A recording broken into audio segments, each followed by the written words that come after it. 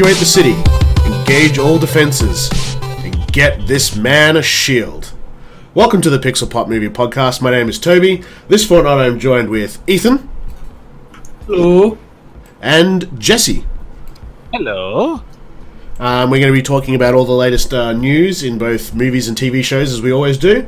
And then we have a topic of conversation for this particular podcast, which is movies based on real-life events or true stories, and the liberties that go with it and whatever have you. So we're going to delve into that a little bit later. But first of all, we've got a bunch of news to talk about, including a new trailer, very special trailer we're all waiting for. So take us away, Ethan, with some of the news. First bit of news we got today is Fox has halted production on the Bohemian Rhapsody film, directed by Bryan Singer, due to the unexpected unavailability of Bryan Singer after Thanksgiving. Yeah, it's not turned up. Yeah, that's one way to explain it. Yeah. There's a bit more to it, I think, but I mean, it's all sort of hearsay, isn't it? It's very much, it's rumours at the moment. I ripped from his recent statement that says, due to a personal health matter concerning Brian and his family, is why he hasn't turned up. Right. Yeah, this movie seems to be sort of hitting a few hurdles, doesn't it? It's been in development for years, because Sacha Baron Cohen was originally on as Freddie Mercury, and he dropped out. So it's been, it's had a bit of trouble going. And apparently, Rami Malek and Bryan Singer have clashed on set too, while filming. Oh, wow. Do we know what it's about? Like, what the clash was? No, it doesn't say anything about what it was. It just said that they've clashed. Okay, yeah, well, that's interesting. I wonder, I suppose it doesn't say, do we know how far along in filming they are? Because I just wonder if they get to a point where they just go, you know what, stuff it. The Gambit movie all over again. I don't think it says how long they are. Yeah. It'd be interesting to know. Okay, well, that's not good, because I'm like most people, I enjoy Queen and their music, so I was kind of looking forward to the film, but I guess we'll have to... I mean, it has a release date of next year, so you'd assume that it'll probably be a decent way into it. Look, I think what we do is we just get Joss Whedon to come in and finish it. Oh. Of course, I mean, that's what Joss Whedon does. Because that works so well. That's just his career profile now. Yeah, it's also... I think Joss Whedon is Ethan's kryptonite. Oh, really? He's not too happy about Justice League. You gotta weeden it up. I don't mind Joss Whedon. I like Avengers and I like Age of Ultron, and just what he did for fucking Justice League is just. It's just because he comes in there and yucks it up. I'm not gonna be excited for anything he does now. Not excited for the preteen comedy? Oh hell no! Yeah, Joss comes down and and then brings in Summer Glau and has the whole thing axed by Fox. He's like, we gotta have her in it. She's the best and most prettiest actress in the land. What the fuck are you talking about, Joss? Alright, so next bit we got is Riverdale is having a spin-off based on Sabrina the Teenage Witch. And it was originally put up for CW, because Riverdale is on CW, but now Netflix has picked it up for 2 seasons. Which is good because Netflix handles the international distribution for Riverdale. So it kind of makes sense that Netflix is doing this as well. Yep, cool. I still haven't watched Buffy. I've never seen Buffy. Never seen it. No, what? I'm the only one here. I'm all alone. Yeah, I've never seen it. It just, like, I remember it being huge, and I remember during sort of, it would have been, late 90s, I think. It was sort of airing on TV, and I remember being a bouncer, and they would put it on at the bars and stuff on the big screen, and people would come in and drink beer and watch Buffy. I remember it being this big deal. Whoa! You were a bouncer? Yeah, for like 6 years, man. What? Bodyguard work and security, all sorts. Well, no, if you did you used to carry people around singing? I don't know. They might have been singing, but I certainly wasn't. No. It's not glamorous. Like, it's like stand on this guy's doorstep for 12 hours because he received a death threat. It's not use the fork, Homer. The fork. Yeah, it's totally not inspiring or exciting at all. It's horrible work. Oh, damn it. Anyway.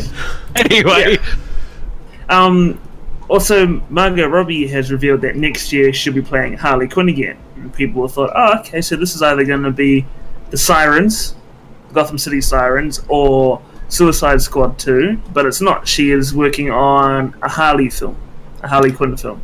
See, I thought that they were going ahead with the Harley Joker film, but now they're tossing around a Harley solo film idea, and they got all this other shit up in the air. I mean, we all know what DC's like. They can't make up their fucking mind with anything. So they're just like, oh, let's just throw this movie here and this movie here. Do you think and this that movie their here. like executive creative panel is just a bunch of toddlers with like cutouts of all the different characters, and they're like, okay, kids, what movie are we gonna do next? Like that one, and then this one. I feel like it's probably just it's Joss Whedon with whatever kids he's got just tossing around some shit. I think Marvel secretly owns DC. I think Marvel secretly owns DC, and DC's just a tax dump. Just So when Marvel DC. makes too much money, they just go and make a DC movie and generate a loss to offset the tax. I mean, what if that's actually true? It's all a raw. You heard it here first, folks. If I'm not on next Insider podcast, it's because I've been silenced, because I know the truth. The Marvel red dot sites are getting pointed at you somewhere. Yeah. Well, everything Mark Ruffalo said was true. Yeah, but it just like this. I mean, as much as I love the Marvel stuff, I've always enjoyed the DC movies and characters, and you know, it's just a real shame. It just seems that DC are floundering around with no idea what they're doing, wasting money, and generally destroying their reputation. Well, I didn't have my opinion pop up last time on Justice League, but can I just say that I'm a fucking loser, and I thought it was fine. That's fine. What You're is welcome. You're wrong welcome with to that. you? I think you weren't the only one. I mean, there was was plenty of people that thought it was okay, and there's plenty of movies that I like that a lot of people don't like at all. You know, sometimes I'm kind of happy with. Sometimes I'm just happy with a dumb popcorn flick, and that yeah, rubs- that and some was people what I don't was like that. actually happy about. Yeah, so I mean, for me, I haven't seen it either yet, but I mean, I will probably pick it up on Blu-ray, and it will just be a dumb popcorn flick. I can understand how, though, people who are more passionate and involved with the characters would be feeling upset. I mean, and that's what's obviously costing them money.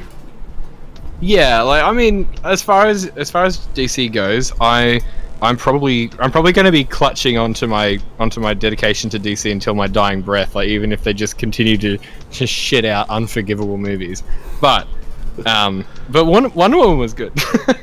It was, and now it looks like So they're we going can to have piss that up against the wall too. There We've seems got to be that. all sorts of troubles happening with the second one. Like nothing confirmed, but you just see little tidbits of thunder on the horizon. And I'm just thinking, God, guys, don't. Anyway, Margot Robbie doing Harley Quinn standalone in the DC EU, but not in the DC EU because it's a separate pocket DC Separate EU. movie. It'll be a new Joker. We all know this. This is the worst. It'll be Joss Whedon as the Joker. This is the worst thing ever. DC. Well, No DC one gives a shit about this news. Yeah, dear DC, please stop. Love Toby. I'm a massive Harley Quinn fan, and I just don't care that she's getting her own movie because Didn't she bitch I like and moan Margot about Robbie it as last her- time though? Like, wasn't she all like I felt exploited or something? And there was like she Yeah. just like. And if she was, that's horrible, and I'm sorry to hear it. But at the same time, if it was such a negative experience, why would you team up with these people again to go and have another presumably negative experience? And Contracts. on top of that, if she Yeah, fair enough. But I would think If if she you were didn't- getting sexually exploited, would you not have some sort of legal ground to maneuver within that contract and get out of it, or? unless there's like a clause in there which you can't. yeah, that's right. You know, What, DC's we're probably allowed to had, treat you like a sex object. Sign Well, no, here. I mean, like, what the have we DC's heard about contracts and sexual assault in Hollywood recently? You know, Yeah, I don't know. Something It just like literal- these sort of it just like everything I heard was she sound. I mean, she had good things to say as well, but she also sounded like she was particularly displeased with the whole experience, and I just surprised she's coming back. To be honest. I think because she said she was enjoying playing Harley Quinn. I think that maybe I don't know. Like I can't tell if because I'm not too sure on what the comments were that she made, but I think she came back for the character. But I think she wants to take her in a different direction. They don't want the hot topic skanky Harley anymore. Right, they may be going to look at how she was the scientist or the psychologist first. Yeah, and I mean I think that's probably a better way to go because to be honest, I think it's really stupid that they're giving her her own movie because I literally say this to people all the time that it can sound misogynistic to say it, but Harley Quinn should not be a leading character. And that's not misogyny. It's just saying if the character is not strong enough to be a leading character, and that could apply to a character of any gender. Absolutely. I mean, I love Harley Quinn. I think she's an amazing character. I've always liked her, but part of her character, like part of her personality, comes from the fact that when she was introduced, her whole thing was she's like the dumb cheerleader who's dating a horrible, irredeemable jock. Like, that was the whole point. So it doesn't really fully work for Harley to be this independent, woman of the world, and she's taking things on. There's a whole comic book about how she tries to do that and fails dismally. Yeah, she's not a Jessica Jones. No, exactly. That's the thing. Like, Harley Quinn does not have that strength of personality. She is a follower, not a leader. Considering DC's current track record, they probably don't give a shit. They're probably just going to have Harley Quinn fucking fight Wonder Woman in a bloody vat of oil or some shit. It's weird to me sitting there going, I wrote this in the contract.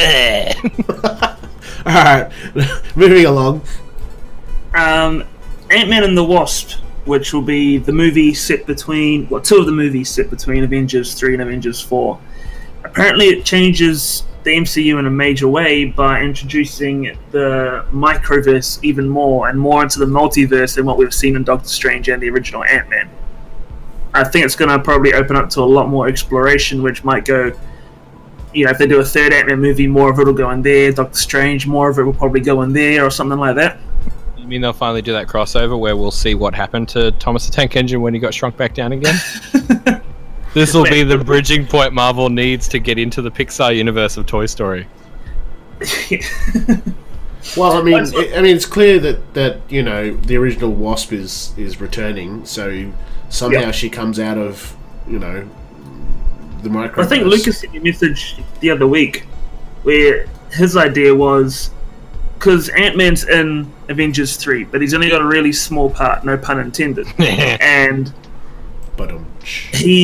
what if Doctor Strange, tells him a way of getting the original Wasp out of the microverse, and that's why he takes off and isn't in the rest of Infinity War. Because he's like, alright, I'm going to do this, I'm going to go fuck off and do this, while you guys do all this. Yeah, you guys save the rest of, the entire reality. Yeah, that doesn't quite add up. I mean, hi, my name's Thanos, I'm here to destroy your entire planet. Oh, cool, I just have to go run an errand?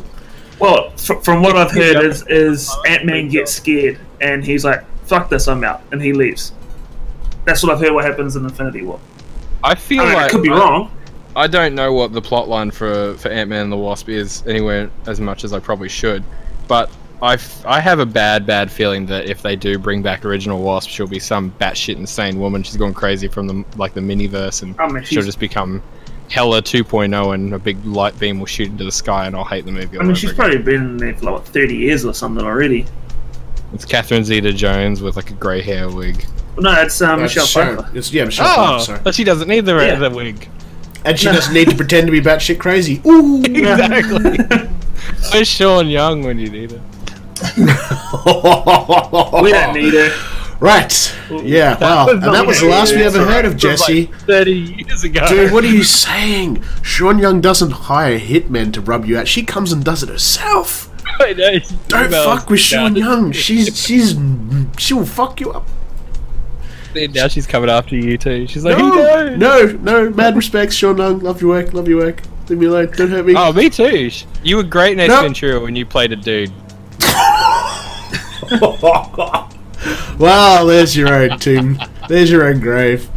Wow. I'm just kidding. She really is a good actress. Anyway, total side derail. Back to Ant-Man and Wasp. Major impact in the MCU. We don't know what.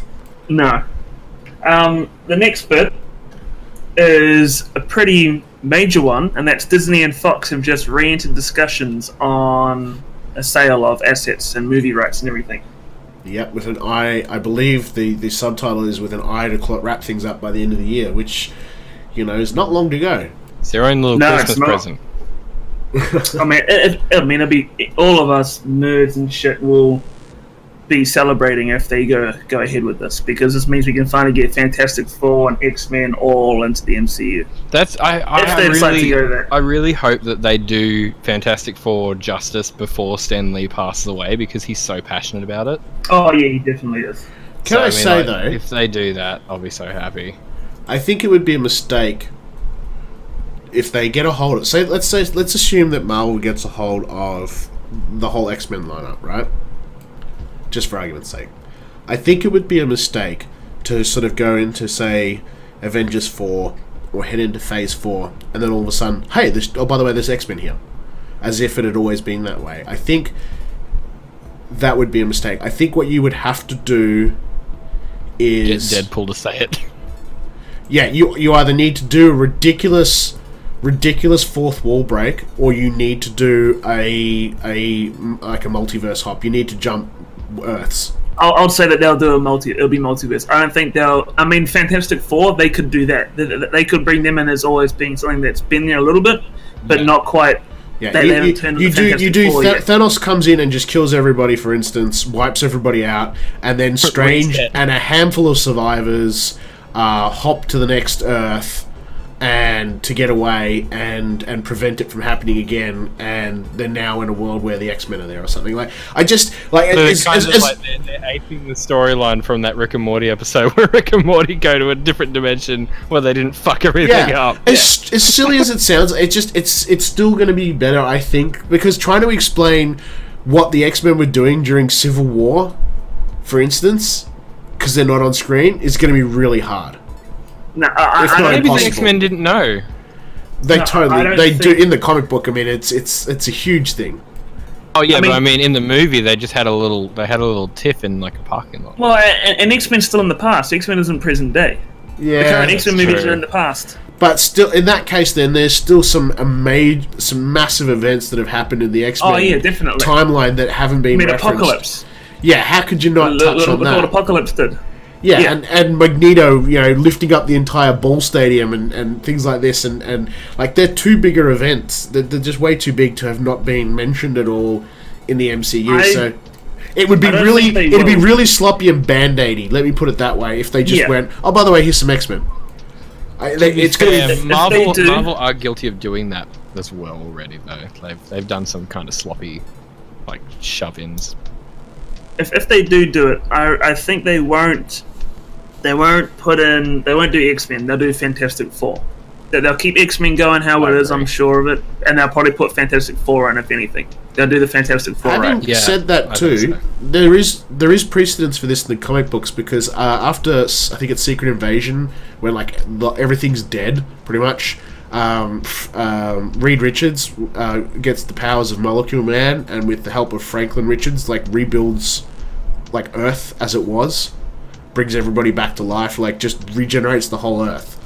So you could sort of do that kind of storyline if you wanted to do that, where again Thanos or whatever, you have the Secret War, and all of the heroes are dead largely. And that's when you do. So that's your Phase 4, and then Phase 5 is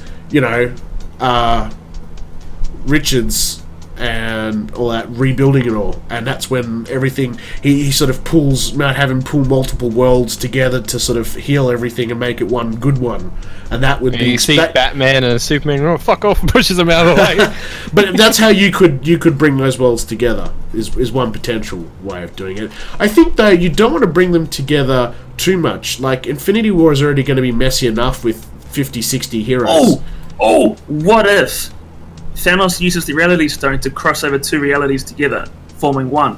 Yeah, something like that. Like that would be but I think ultimately what we're saying is that kind of reality warping is probably a better way to do it than just, by the way, they're always here. And I still would urge them to keep them reasonably separate. Like, yeah, sure, reference events, kind of like what we hope we see them do with, say, the Netflix shows. Like, just do a throwaway line or have a cameo. But I think if you were trying to do a full-blown Marvel movie where you've got like 30 Marvel heroes as we know them now, and then sticking in 30 X-Men, it would just become way too busy.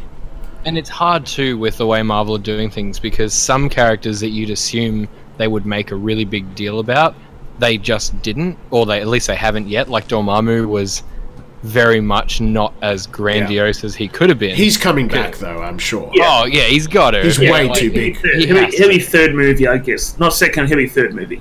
the real question that comes up with Dormammu is what side of Spider-Man are they going to go? They're going to go down the Demogoblin, Hobgoblin, is an actual demon kind of Hobgoblin side, where Dormammu is part of that, or No, I don't think they'll do that. they should. I'd like to see Johnny Blaze show up and actually, turn up with Ghost Rider. I'd like to see Kingpin face off against Spider-Man. Oh, that'd be great. Yeah, there's plenty of storylines you can follow there. But anyway, moving along. Jude Law is in talks to play Marvel in the Captain Marvel movie. No, it's not. I don't think it was Jude Law. It was. It's old mate. No, it's Jude Law. Star Wars. No, that's right. He's playing the villain. That's right. Yeah. He's playing the leader of the Skrulls. Yeah. So those who aren't. No, it doesn't say. He's just an unspecified villain. Yeah. Well, someone asked him if he was playing a certain Skrull, and he's just being coy in interviews about it all. Yeah. So I mean, he won't be able to confirm it. But so Ben Mendelsohn's, I think he's confirmed for the villain, and then Jude Law is Marvel. Okay. Yeah. So if you're not familiar, Marvel is the original sort of super. Like he's like galaxy tier super, and then he passes his powers on to the new Captain Marvel. And also, just a side note with Captain Marvel, I read an interview with Scarlett Johansson the other day where she talked about how Brie Larson is currently on set with all of them, including Black Widow and Hulk, filming Avengers 4. So at least we know those two survive. Yeah, but then again, there's been a lot of conversation about flashbacks and time travel, so... No, they're really pushing ahead with this, aren't they? Captain Marvel shared a scene with both Hulk and Black Widow together. So I don't think that could be a flashback. Right. No way. Okay. So with the timeline they're doing, are they... is Captain Marvel happening in between the Avengers Infinity War? The movie is, but the movie's set in the 90s. Yeah. So we'll meet her in Infinity War, and then we'll see her solo movie. No. You meet her in her own movie. Okay. Yeah. And then you'll see her. You won't see her in Avengers until the fourth one. 4. Okay. Because I keep forgetting how many Infinity War films are happening now. It's one, 2. Technically. Well, one Infinity War, then you got Avengers 4, which is untitled because it's a spoiler for. Yeah, and it's probably going to be something like New Avengers or Secret Avengers Avengers. 4. Everyone's dead. It will, because it's apparently it would spoil the third Avengers movie. So they redacted or hid or didn't release the subtitle. It'd be interesting if they do the Ironheart story idea. Nah, I don't think they would. You're talking about the other Iron Man, right? The female one? Yeah. The kid from Iron Man 3's in Avengers 4. Okay. Yep. Anyway, he signed on for 3 movies all up. We derailed again. Yeah, we're going to do more Infinity War talk shortly because we'll get onto the trailer. But let's finish up with the news here. Stranger Things Season 3 confirmed. Yeah, I think we all knew it was coming. I mean, they did say they were going to do 3, probably 4, possibly 5, maybe. Oh, they need to stop. They do, and they know they do, and that's why they're like, no, this is not going to be, because you don't want the kids to get too old. Yeah, like I might be on like the outside here, but after seeing more stuff of the Duffer Brothers talking, I really don't have a lot of faith in them to not fuck this up anymore. Well, I guess we'll see. Yeah. I mean, 2 was good. They're getting real carried away. Yeah, well, I guess we'll see. We got, the year until Season 3. That's true. It'll be set in 1985, which means the Goonies will be out, which means that the kids can cosplay as the Goonies, and all of my fan moments have come together, and I squeal. You've got the trifecta now. I will. So, another bit of news. X-Men Dark Phoenix is apparently going to kill off one of the major characters that have been in this since First Class. So that means you got Xavier, Magneto, Beast, and Mystique. One of those 4 is gone, and X-Men Dark Phoenix. Most likely to be Mystique because Jennifer Lawrence wants way out. Yeah, I'd put money on Mystique. She wants way out of the franchise, so it'll most likely be her. Bit of news that got me interested too was Mindhunter Season 2 has also been confirmed for Netflix, and that one was up in the air, and I'm glad it has. If you haven't watched the first season yet, put it on your watch list. It's really good, surprisingly good. I went in knowing nothing about it, and was really pleasantly surprised. It's FBI using psychology to sort of preemptively figure out and capture serial murderers. And also loosely based on true stories. So, haha. About that description, I'm not watching it. Oh no, it's great. You really should watch it. It's good. really good. It's not my sort of show. It's good. Toby? Have you seen the videos of all the scar replacement and the effects that they put onto it to make it look as good as it did? No. You should check it out. It's pretty insane. Like the shots of most of Mindhunters, about 90% of the backgrounds and the sky has been digitally redone completely. Oh, okay. Why? I don't know. They said they wanted to make it look more like the period, and they wanted to give it a more grimy feel. So they did like full scar replacement for pretty much every scene. It's really interesting. It's really in depth. They did like hours and hours of After Effects work. Right, but then they got the guy to blow his head off with a shotgun for real. Yeah. All right. Okay.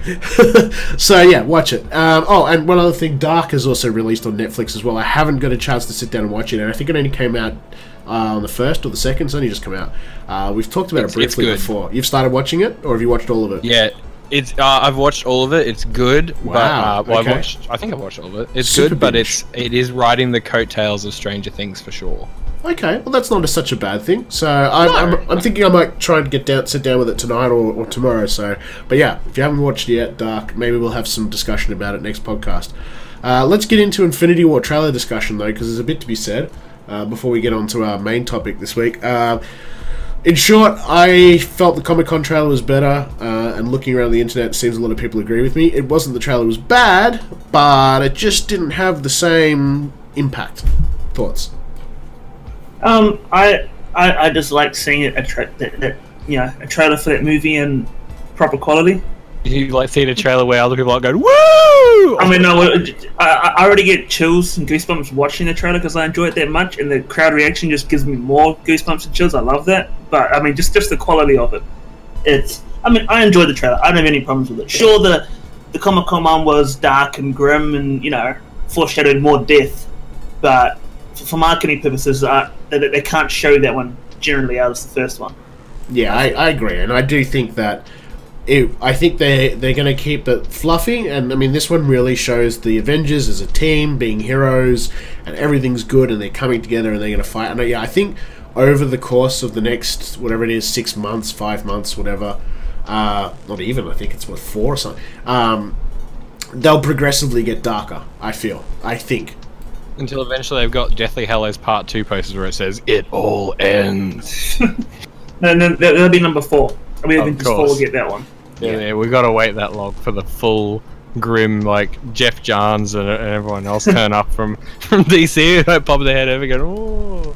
But I mean, in terms of the trailer, I said this to Toby, the very first shot you see of Tony Stark sitting there, the orange background, yeah, I feel like that's the end shot of the movie. I wouldn't doubt it, yeah. Because there were set photos from Avengers 4 showing him being reunited with some people, like they've missed him and they don't know he's alive and that sort of thing. So I feel like that at the end of the movie, that's what it is, and he's left there on that planet with Thanos, so Thanos is just fucked off and he's left there by himself to like sort of sacrifice himself for everyone or something like that. That's what I feel like's happening. He finally got to fly up into the space wormhole. So one of the differences, of course, was with the eye patch is now in, and that shot still looks almost like exactly the same as the Comic-Con shot. I think the dirt on his face and the eye patch is all CG. Yeah, I'm almost. But the reaction shot from the Guardians is different, like with Mantis waving and all that. That was different. The only other shot that was we hadn't seen before was Vision being attacked. We didn't get that, I don't think, in the original Comic-Con. And Human Vision either. We didn't get that either. Yeah, Human Vision. We had seen bits of the battle on Earth. Wakanda battle. In the Wakanda. Like, there was obviously a few little different scenes, but the rest of it was mostly sort of rehash. What we didn't see was, Spider-Man apologizing. We didn't see Thor getting his neck or skull cracked. And I've got a feeling that, Thanos is obviously doing that to Thor. Yeah. But I don't feel like that's... My thing is I don't think Thanos attacks the ship that they're on at the end of Ragnarok. I don't think Thanos does that. Because if you watch the trailer, it shows someone walking through a bunch of bodies, and all those bodies are Asgardians. The person walking through them is Ebony Maw from the Black Order. So I feel like he's the one that's attacked the ship, and that's who Loki then hands the Tesseract over to. I don't think it's Thanos actually attacking it. So the scene with Thanos doing it to Thor is later on in the movie, not right then. I guess we'll see. What's everyone thinking on as far as like the cast members that they're thinking of axing? Because I know pretty much everyone instantly was like, "Oh, well, Vision's gone because they got to pop the freaking thing out of his face and everything." But the cast members I reckon are gone will be Stark.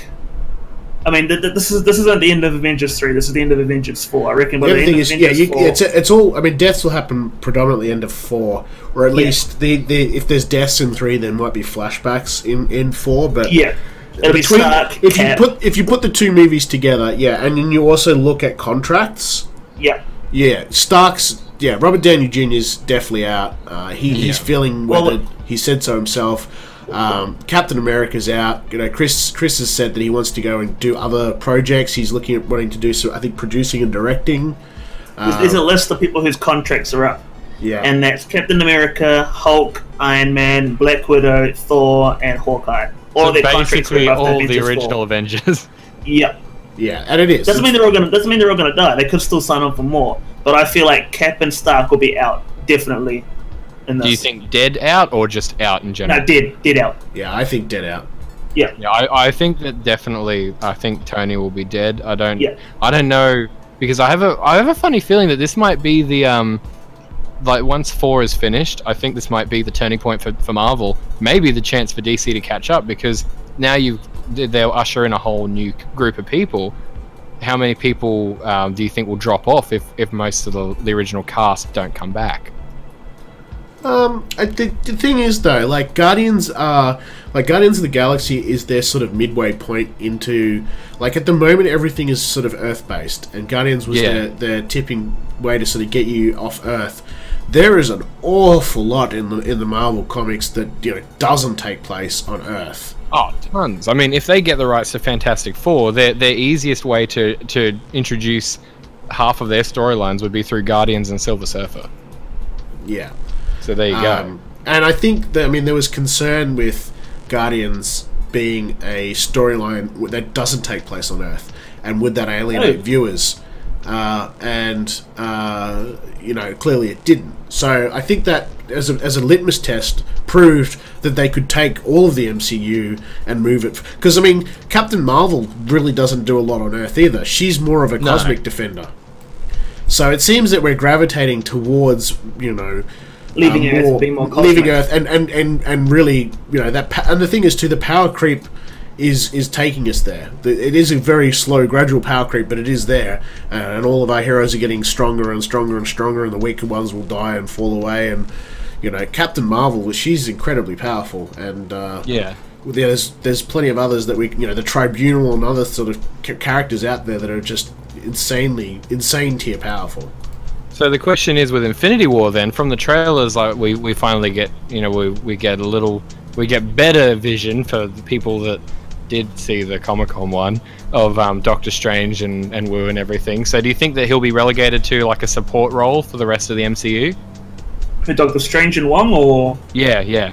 Nah, I reckon they're not going to be supporting it. They're still going to be main. They're still going to have their second movie. Scott Derrickson signed on for a new directing movie recently, and he put a picture of Doctor Strange along with it, so he's back on again. Or I'm assuming he's back on again. Yeah, I think all of I think the majority of the heroes are going to do their trilogies, and that's why I think Iron Man and Captain in particular are done. Because they're done. I would not be surprised if Thor goes.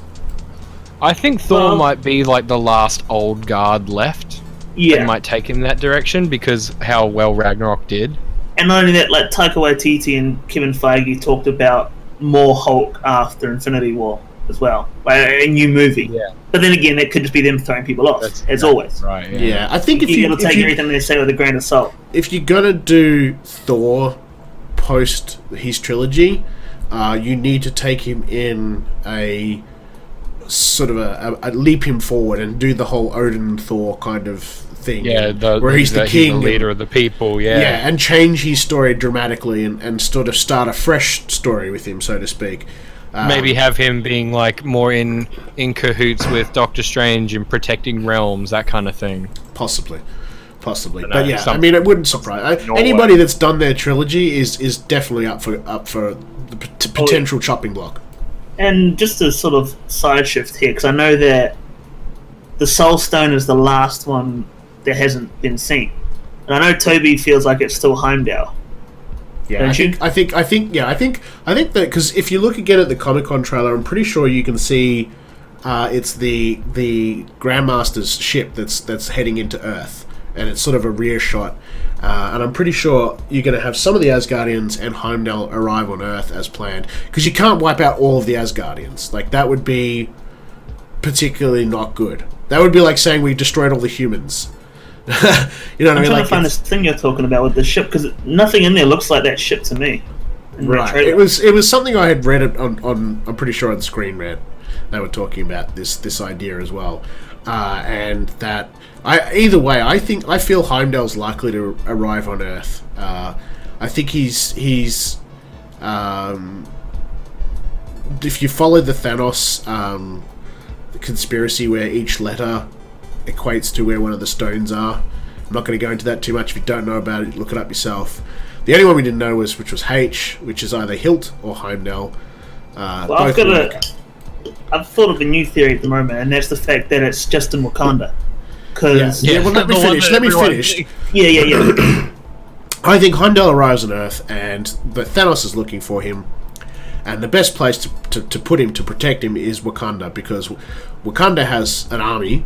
It's defendable, and also it's concealable. You know, it can hide from a multitude of detection devices. But it can't hide from Gollum. Well, it can't hide from a number of things. But the point being is if you were going to hide him anywhere on Earth, that would probably be one of the best places to hide him. I think Heimdall is going to be in Wakanda with his stone, and I think that's why they're going to come calling. That's why I think they're going to... Because why else do you invade Wakanda? The only reason Thanos invades Wakanda is because there's a stone. Oh, yeah, obviously, yeah.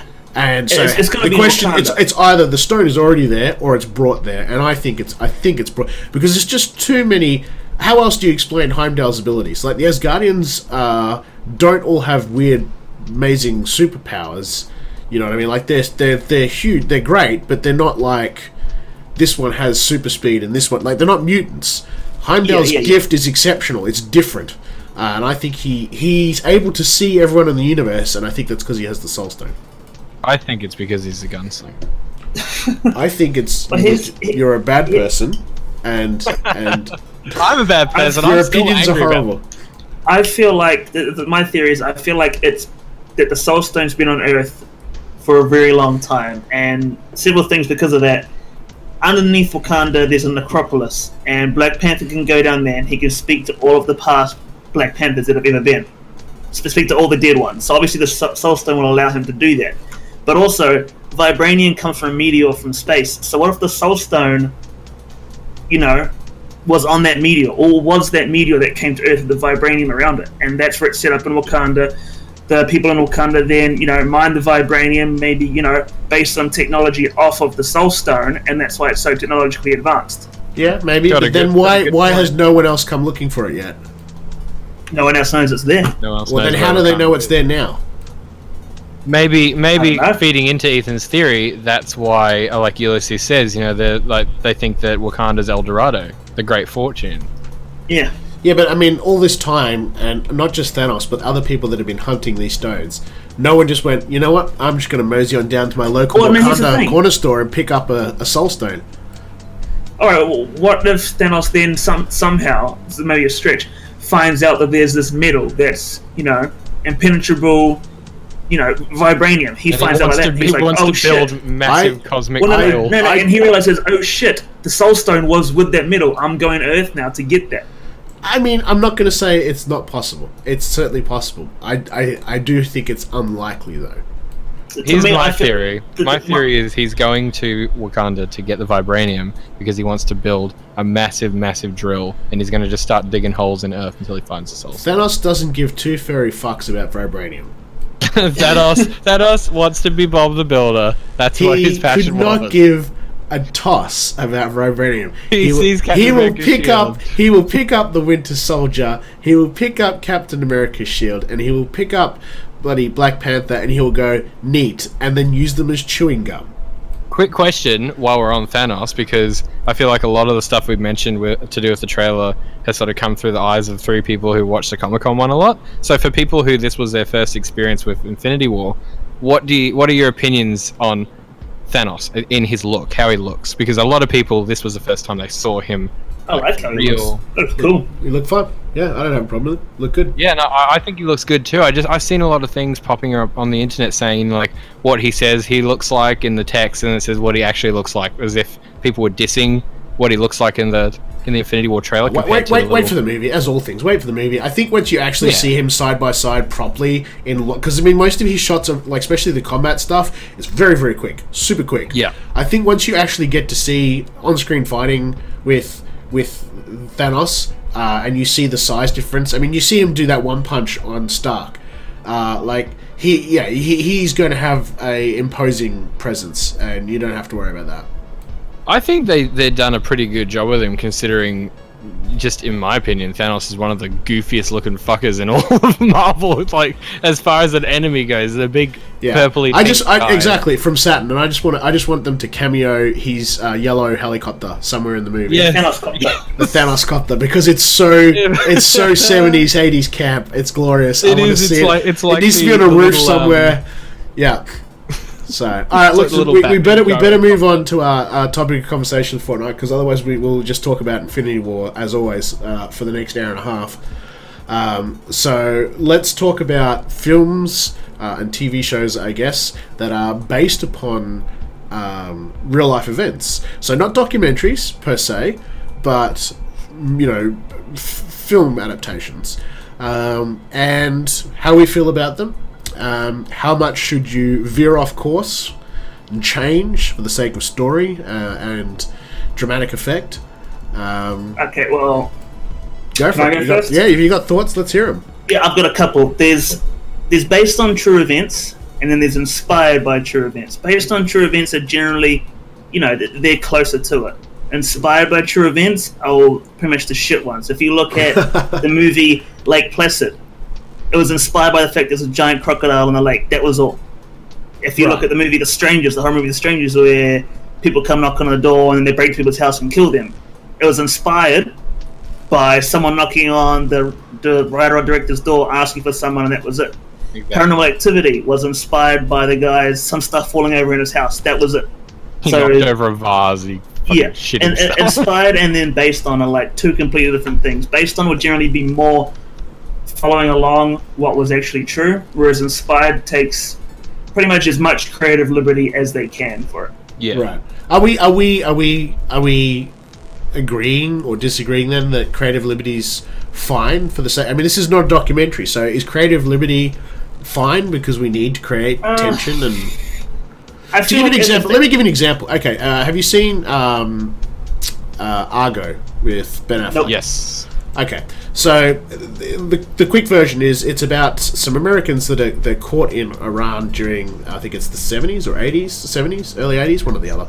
I think it's the late 70s. Yeah, and during a politically, bad time, I guess, and obviously there's hatred towards the Americans, yada yada yada. Anyway, Affleck's there to get them out, and they have this whole cover story thing. Anyway, irrelevant for this story. The point is, in the movie, they arrive at the airport, they get pulled off for questioning. The interviewers call their fake movie studio, and Goodman runs over and answers the phone just in the nick of time, and yada yada yada, and it's all this elaborate stuff, and there's this tension, and then they finally get through the door, and they get on the plane, and as they're getting on the plane, the guards figure out who they are, and they chase after them in vehicles and guns and all this sort of stuff. Michael Bay blows his load all over them. Right. In real life, they turn up at the airport at 5:30 and caught the first flight. And even militant extremists just don't wake up that early. So there was no one there to stop them. And they got on the plane and left. I feel like if a movie's going to take creative liberties based on something in real life, then it should say inspired and not based on. Right. So I mean, that's, at that point, though, doesn't it just become a documentary? Well, He's like, you got me. I mean, no, I'm not trying to get you. I'm not trying to get anybody. I'm just like at the end of the day, this is a movie that needs to sell tickets and make money like any other movie. So at what point, in both scenarios, they got out. But clearly, rocking up at 5:30, punch your ticket, get on the plane, and see you later isn't anywhere near as a good ending, perhaps, as all that dramatic sort of tension. What are we happy? What do we deem as acceptable? Are we allowed to just cut out whole characters? Are we allowed to change? How much do we change?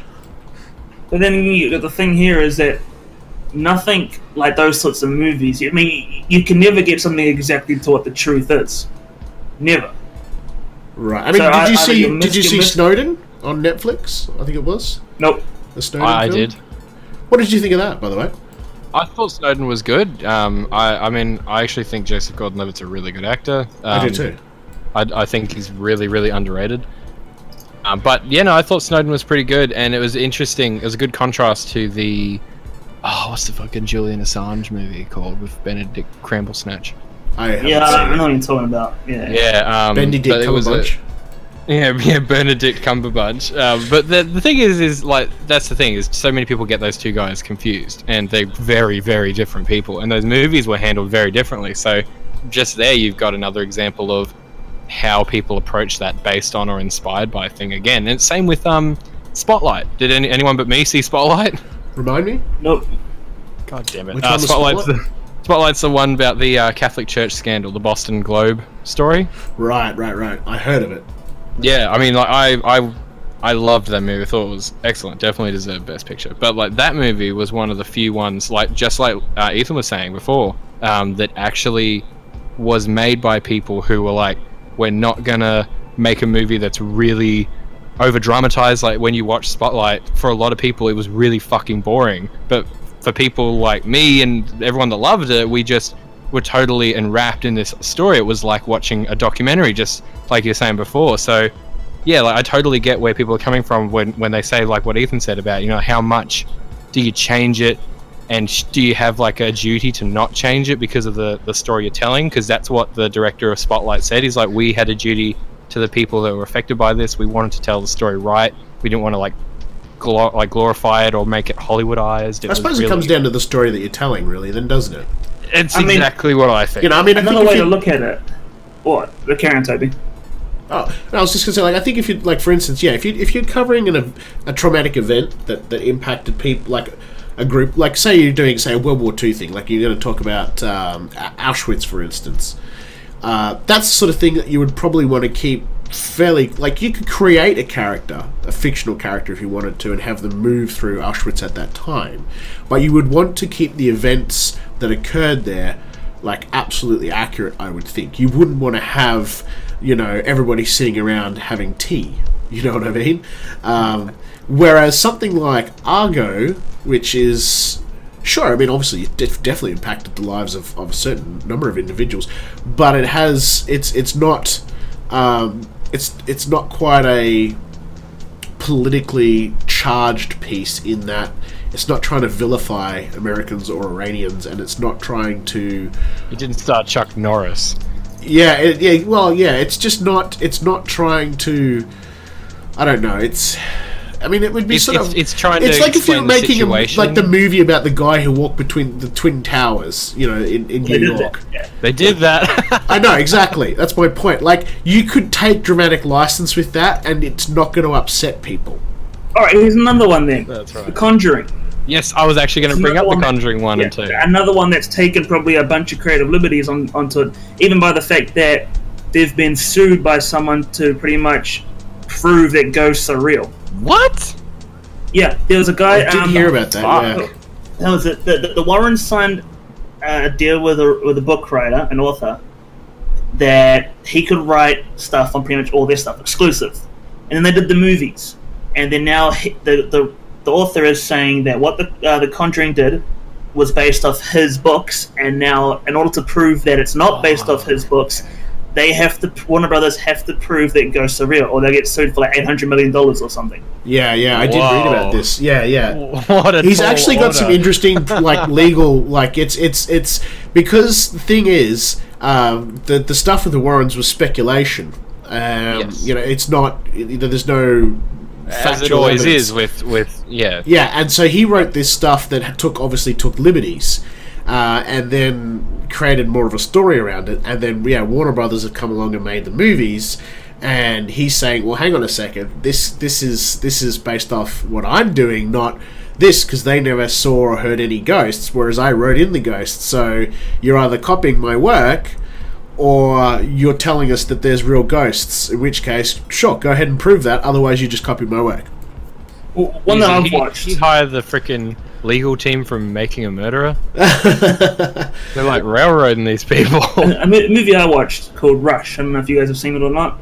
I've seen it. With that they based on James Hunt, the race car driver. It even says that despite having to bend the truth in some areas, so obviously they've taken creative liberties in a movie like that as well, which is just on I feel like it shouldn't be. I don't know. It's a confusing thing. It's hard. It like is. I mean, and it seems like when you have a concrete opinion on it, you're gonna have like you're pretty much like taking a side. And I guess if I had to take a side on it, I would say I definitely do think there's certain things that you shouldn't take creative liberties with. But then that opens up the whole thing of like, well, if you say you can do for this, and why can't you do for that? So all in all, for me, I'd say if I had to pick one side of the fence to sit on, I'd sit on the side of the fence that says it's a movie, they need to make money, and it's entertainment. So unfortunately, some people will be pissed off that their story wasn't told right, or they were completely cut out of the story. Well, I think but it's Hollywood. To keep people like Ethan happy too, then if you just said everything is inspired rather than based, then you kind of get out of that whole loophole, don't you? Yeah, exactly. Because then when you go, hey, this is a load of shit, and not like anything that happened, you just go, inspired. Exactly. Yeah. And everyone goes, oh, of course, it's inspired. It's not actually the real story. And then you've got the distinction between inspired and based on. Inspired wasn't used years and years ago as much as based on was, which is why the Coen brothers said the famous beginning of Fargo, where they basically bullshit straight to you and say at the very beginning of the movie, oh yeah, this all totally happened, guys. And that's just become something that Fargo's carried on ever since. Like the TV show does that now. Like every single time they say this is like based on true events, and it's complete bullshit. And they've come out and said that, like, yeah, no, it's not real. And then we've had 2 Steve Jobs movies, the Ashton Kutcher one, and then we've had Michael Fassbender one. Yeah, really and those, and they'll differ in probably multiple ways.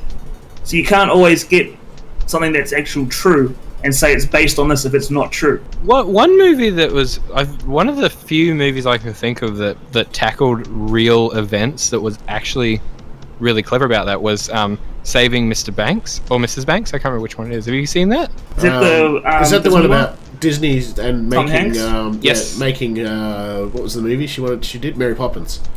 Yeah, yep, that's it. She got upset because he turned it into wank. Yeah, exactly. That's one of the few movies, like, with this discussion that I was thinking of just then. I was like, that's one of the few ones that kind of sidestepped the whole issue. They made it about something that subverts making it a movie about Walt Disney.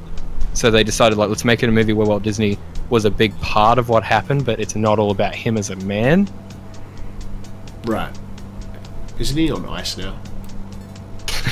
he's in the secret Nazi compound from Captain America, which was also Disney based on true ice. events. We've been skating over the top of him. I thought it was underneath Disneyland, like cryogenically frozen or some shit, isn't it? He's stuck under there with Red Skull. Hugo Weaving's down there going, I will build a reactor! See, he's going to be the new enemy for the next Avengers movie. He's just a severed head on top of a cybernetic body.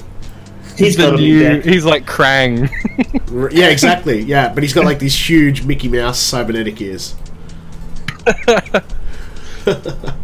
It's a tricky subject, and I think from my point I guess there's another difference is that a movie can say based or inspired, but then you have a biographical movie as well. Yeah, like Nixon or Primary Color. Or Wolf of Wall Street and stuff like that as well. they're classed as biographical. They're not. They don't say inspired or based on. So I mean, there's even another difference to it then as well. Yeah, but I guess then if it's biographical, then it's probably based on a book that's been written about it as well. But then even then, like you can read biographies, and each one of them will have a different spin and different. Oh, take. Exactly, yeah. Because I mean, there's three sides to every story: yours, mine, and the truth. So you can never get anything right. I think the difference is a biography's not trying to worry about pacing issues and dramatic. It's a fucking book. It's a book, and I want to keep you around to the end. The slowest thing in the fucking world in the entertainment industry. Yeah, I mean, the spoiler for most biographies, they die at the end, right? Unless it was a I don't know, only if it's a posthumous autobiography, then they definitely die. Yes, yeah, that's an autobiography. They just get to the end, like, I'm done. I'm gonna go end here. I'm dead now. Yeah, I'm just gonna go kill myself. Thank you for reading. I'm currently hanging myself.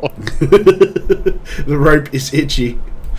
Yeah, look, I think personally, I have no problem with. I mean, I suppose it's easy enough for me to say because none of these things have impacted my life in any way. So I guess it's a little unfair for me to say I don't care. But I don't care. These things don't impact me. Impact my life. Tell us what you really think. I know, right? So to me, it's just another movie and it's just another story. What it does happen though is often I will watch these movies and then I will want to know more. And I will go do research. That's exactly what I was just about to say. Yeah. Like so even things like Argo, I watched Argo, and by the way, can I just say, like, that's some really great directing there, Mr. Affleck. I was really impressed. It was actually all his beard. Glorious hell's beard. But yeah, like it inspired me to go and read up what actually happened, and learn more about that whole event, which was really cool. It was an interesting read, and I mean, I guess if nothing else, if you watch these films and you see that it's based, inspired, whatever have you, at the very least, get on IMDb and just click trivia. You'll probably find out a bunch of stuff. Yeah, and I mean, yeah, me too. Every time I watch a movie, the next thing I do is get on IMDb and hit trivia. And then if you want more, every time. Wow. Yeah, especially since we started this podcast.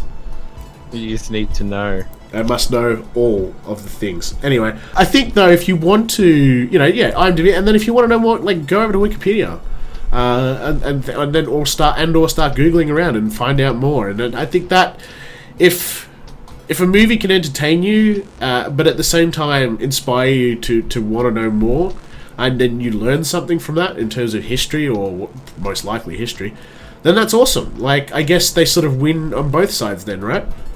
Yeah. Well, I mean, like, are you guys fans of the Wahlberg films, the Peter Berg, Mark Wahlberg, based on real life movies? No. Such as, like, Deepwater Horizon, Lone Survivor, Patriots Day. I've never watched them. You ever seen any of them? Oh, really? Okay. Well, because I just can't take Marky Mark seriously.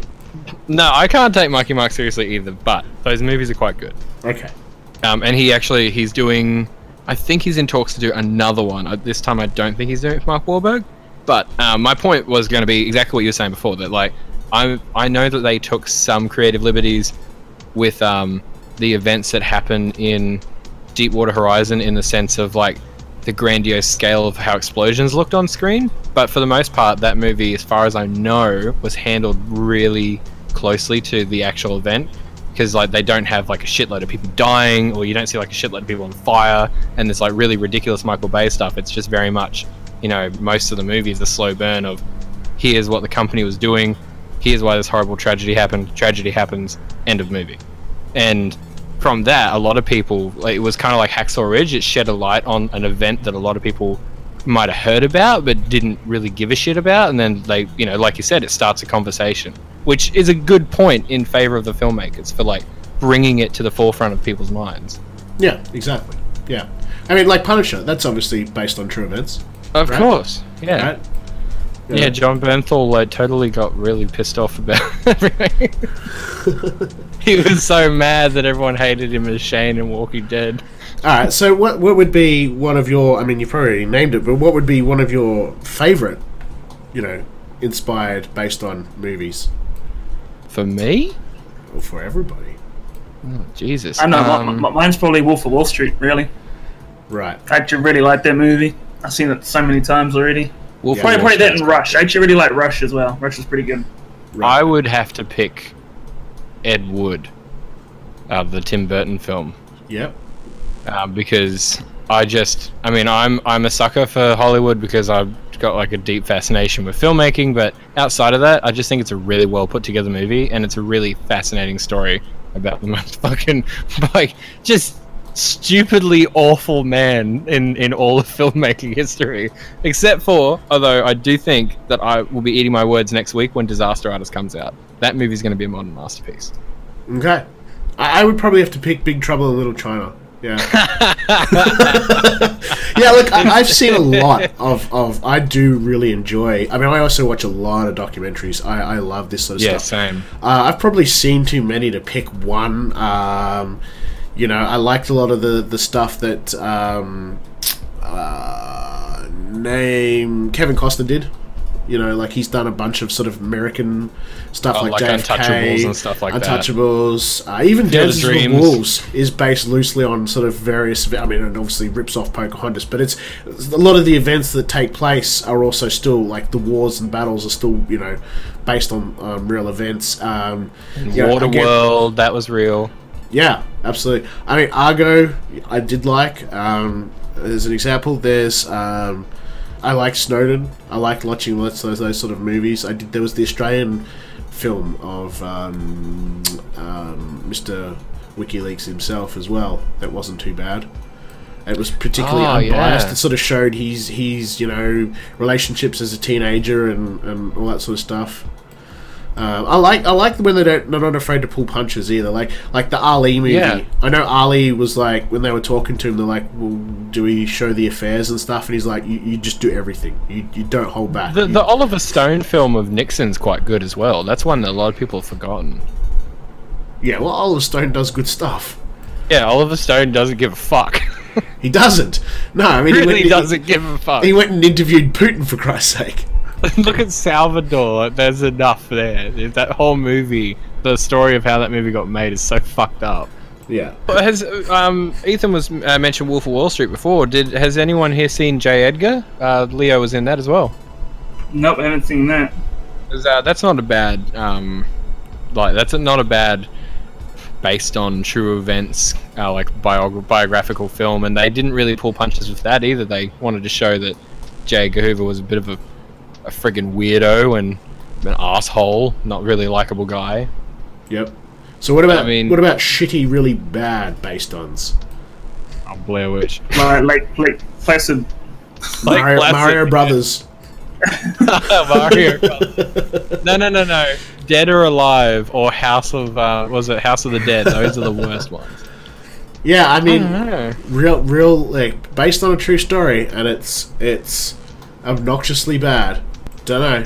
I might have to pull up a list. I know. I just thought of another. I actually have to change my mind on the best biographical movie I've seen. I'd have to say Chaplin's probably my favorite. Chaplin with Robert Downey Jr. is such a good look into him, and it's pretty close to most of the stories about Charlie Chaplin anyway. So if anyone wants to watch it, go check it out. It's got RDJ in it. Would you consider Zodiac, the David Fincher film, semi-biographical? Or like Jake Gyllenhaal in that? Yeah. Alright, okay, so I got a list here. Just pulled it up on IMDb. It's got most popular, based on true story, feature films. Top place. Oh, no, these aren't done by order. Okay, these are just sloshed together. The Wolf of Wall Street, The Conjuring, 12 Years a Slave, Rush, so we've spoken about most of these. American Hustle, Dallas Buyers Club, Lone Survivor, which I think you mentioned, Jesse. Yep. Gangster Squad, Captain Phillips, Pain and Gain, Lovelace, 47 Ronin, Saving Mr. Banks, Snitch, Lee Daniels, The Butler, The Frozen Ground. Is that Nicholas? Oh my god. The Bling Ring, Fruitvale Station, Philomena, Belle, The Wind Rises, Devil's Night, Tracks, The Railway Man, Stalingrad, well obviously you would think, Empire State, The Invisible Woman, what? It's Charles Dickens, right? It's Charles Dickens' story. Oh, okay. Right. I'm gonna think is there something I'm missing here? Yeah, okay. It's like Big Fish. Big Fish was a real movie. Okay, so here we go. Now we're getting into terrible stuff. The Haunting in Connecticut Part 2, Ghosts of Georgia. Yeah, I was actually just looking at Haunting in Connecticut on my shelf and thought, oh, is there a sequel to that? Yeah, okay. Meth Head, based on a true story. Neat. Alright, so, I mean, there's a lot. A lot of these I don't know. There's a lot of movies out there too that sort of ride the line where they combine a whole bunch of different things and try and mash it into one story. Oh my god, here you got... Jesse, here you go. A Tale of Samurai Cooking, A True Love Story, 2013. This is, put it on your watch list. Yeah, I will. Yeah, A Tale of Samurai Cooking. Sergeant Kabuki Man. Yeah, that's it. This is a film. Okay. Yep. Right, and then it's just getting really bad. Okay. I'm struggling to think of a really shitty, like, inspired. Well, we've got one coming up. Haven't we got that story. 9/11 movie with Charlie Sheen? Like, isn't that going to be? Oh, that's already out. That's already out. Well, there you go. Okay, there you go. Well, we haven't even seen it, but we'll give it a Rotten Tomato, right? It's got Charlie Sheen. Charlie Sheen and Whoopi Goldberg. Oh my fucking god! Two of your favorite people. What casting person did that? It's got to be a troll, right? It's got to be a troll. It's gotta be. Why is Whoopi working with him? I'm pretty sure it's Whoopi Goldberg. If it's not, I wish it was now, just because that's an amazing. No, it Whoopi Goldberg. Right, Luis okay. Guzman. Luis Guzman's in it as well. What the fuck? All we need is directed by U-Ball, and we've done it. No, it's not Evo. Yeah, I know he retired. Yeah, I saw his post on Twitter where he's like, "Fuck you all, I'm out." Mic drop. What about you mentioned, didn't you say there was a biographical movie on there before that had Nick Cage in it? Yeah. Yes, okay, so has anyone here seen Army of One? Nope. Okay, because that was a based on true events story that Nick Cage was in recently, and Army of One was basically about the guy that thought that God was telling him to travel to across the world to go kill Osama bin Laden. What? Okay. And Nicolas Cage played him, and there's literally, I was watching it the other day actually, there's literally a line in it about 3/4 of the way through the movie after like the media's in a frenzy about this dude going across the world because he's like a real hippified, really nice guy, and he's like, oh no, I thought somebody better go get him, and so there's a shot where Nicolas Cage is at a bar and he goes, oh man, they're thinking about making a movie about me, and they're like, hey, who do you want to play you? And I was like, oh, Nicolas Cage looks kind of like me, and I was like, oh my god, this is the biggest wall break in the world. I don't have citation, terrible. but my father, before he passed, he was way into World War II, like huge World War II nut. Like, he's one of those people who would watch a war movie and would go, no, that tank was a half tread, not a full tread. Yeah, like he was just painfully so. But I don't have citation other than him, so you'll have to trust me on this one. But he said that, first of all, he said that Saving Private Ryan was the most accurate movie he had ever seen in terms of, like, whoever had done it had done their research, like the props department and everything as well. Like, it was, as far as he was concerned, the absolute closest recreation of World War II. But he also said that the story that it's based upon in the real life event was they pretty much just sort of radioed in or telegraphed in a message, and they went, Ryan, you're going home, and he went, oh, okay, bye. And that was pretty much it. There was none of this. There was none of this sort of cross-country fiasco and you know, finding him and then getting. It was just sort of like, oh, your brothers are dead, you got to go home. Okay. They had to give Tom Hanks something to do for 2 hours. Yeah, exactly. You know, there needed to be moral to this. Great movie, of course, but yeah, excellent movie. But apparently, like in terms of creative license, one of the most elaborate. That's true, and I mean that's the man himself who directed that. So you know, there you go. Yeah. Anyway, I think that's probably all we've got to say on the topic. Have you got any? Yeah. More, you got a little bit you want to say? Oh no, I mean, like, yeah, that's all. You done on this subject? We have to come up with something more exciting for the next fortnight. Well, we've got Christmas next fortnight. So we're going to do Christmas movies or something Time Christmassy. to talk about Krampus. Nope. It ain't Christmas until I see, old mate fall out of the Nakatomi Plaza. Hans Gruber. It's got to be. That's my favorite Christmas sweater. You know, I've never seen Die Hard. Yeah, no, we know this, and we all hate you for it. Wow. I've never seen any of them. None of them. You need to watch Die Hard this Christmas. Nah, I'm busy this Christmas. I can't. Ethan, you're grounded. You're grounded. Go to your room. No electronics for the whole weekend. I already have my Christmas movies sorted this year. My Christmas movies this year are Well, save it. Shh, save it for next fortnight. All right. Because next fortnight we're going to do have Christmas much to talk movies. about. We're going to talk about Home Alone, and it's the only time of the year you're allowed to watch that movie because it's shit every other time. What? Oh! And we're going to talk about Die Hard, and we're going to talk about other things like that. And of course, we'll have the latest news and whatever have you. All right. Hopefully, we'll have the Marvel deal by then. Yeah. All right. Who's singing? Dun, dun, dun, Dun, dun, dun, dun, dun, dun, dun, dun, dun, dun, dun, dun, dun, dun, dun, dun, dun, dun, dun.